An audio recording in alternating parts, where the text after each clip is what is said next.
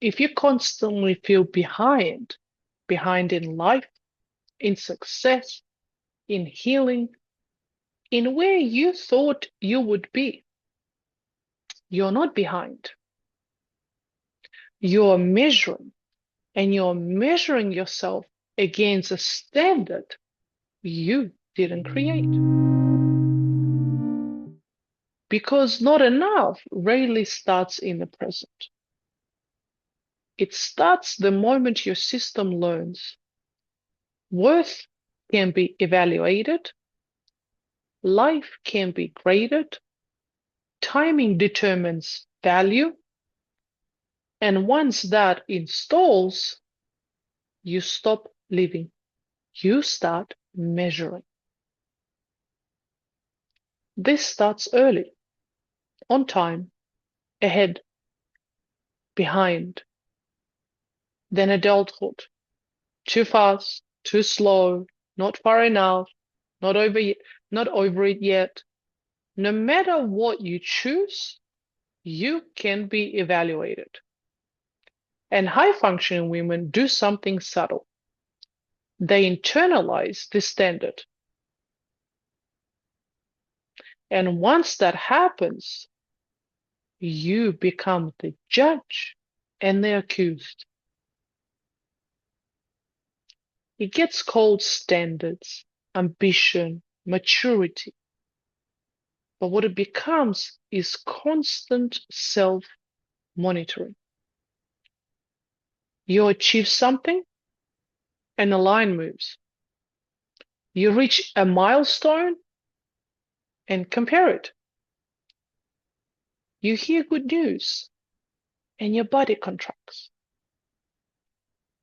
Not because you're lacking, but because the measuring activated. This is what it looks like. You wake up already behind before anything has happened. You complete something and immediately track what's missing. Not what's here, what's missing. You say, I should be further. I thought I would be past this. That's the signal. Not truth, measurement. You mentally explain your life, why you chose this, why you're here, why your timeline looks different. Or I like how Abraham Hicks says, you justify why you are where you are. That's the shift. You stop living and start defending. This isn't about ambition. It's about safety. When approval was linked to belonging, measurement becomes protective.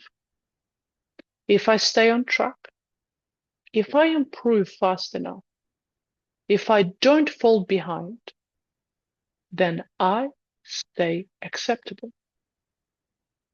So the system keeps checking. Am I okay? Am I enough? Am I where I should be? And here's the problem. The standard moves, so the system never settles. The feeling of not enough is not about performance. It's about identity instability.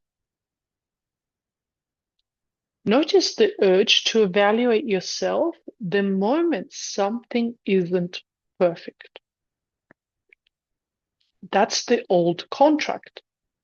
If I stay measured, I stay accepted. That's not growth.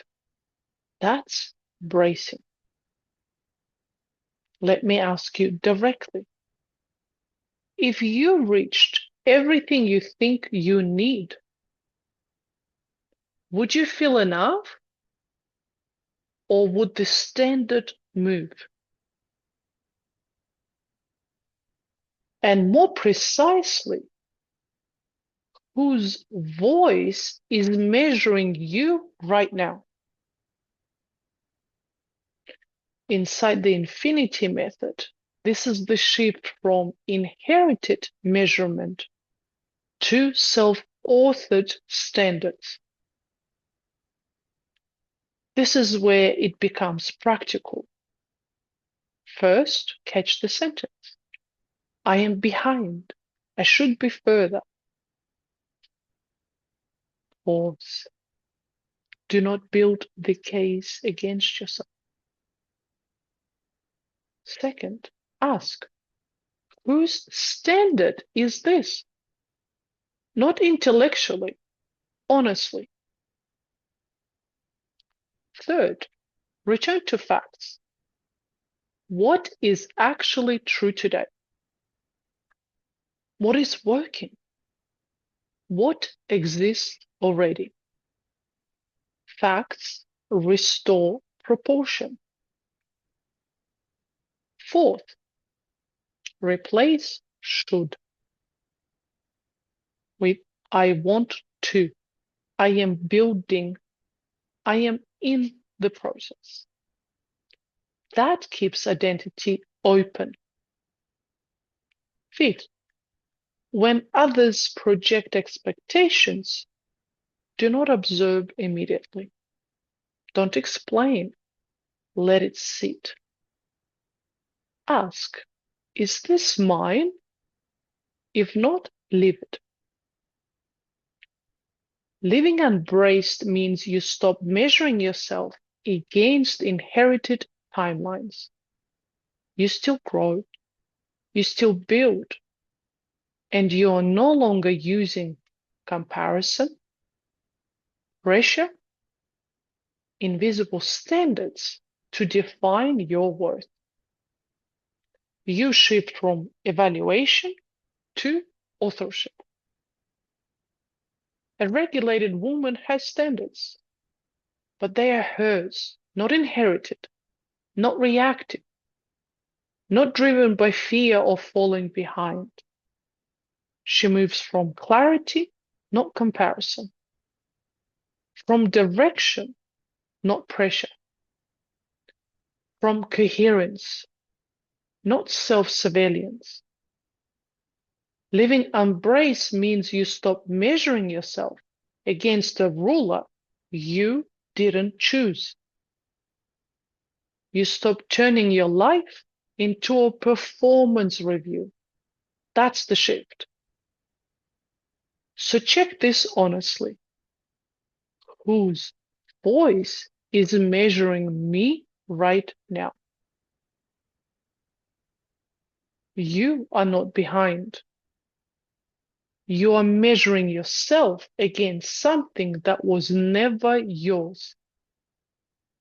Put it down. You don't need to prove. You need coherence. You don't have to earn love to be safe. If this is landing, stay with me.